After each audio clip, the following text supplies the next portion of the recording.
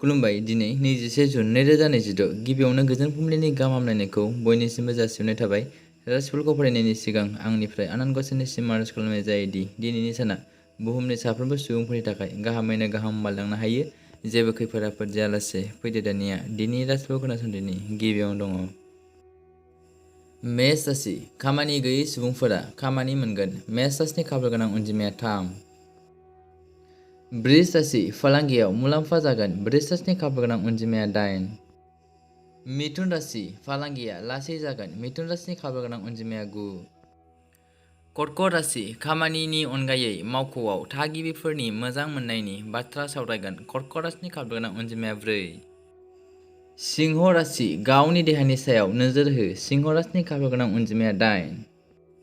कन्या राशि। लिरनायजों सोमोन्दो थानाय खामानियाव रां मुलाम्फा जागोन। कन्या राशिनि खाफाल गोनां अनजिमाया 5। तुला राशि। खामानि मोननायनि नाजानायफोरा जाफुंसारगोन। तुला राशिनि खाफाल गोनां अनजिमाया 9। वृश्चिक राशि। सावस्रिया मोजां जागोन। वृश्चिक राशिनि खाफाल गोनां अनजिमाया 2। धनु राशि। फालांगिया सरासनस्रा जागोन। धनु राशिनि खाफाल गोनां अनजिमाया 6। मकर राशि। फालांगियारि दावबायनायनिफ्राय गोजानाव था। नोंथांनि साना गलाय-मोनदेर जागोन। मकर राशिनि खाफाल गोनां अनजिमाया 5। कुम्भ राशि। रां मुलाम्फाया फालांगिनि गोख्रैथिखौ फेहेरगोन। कुम्भ राशिनि खाफाल गोनां अनजिमाया 2।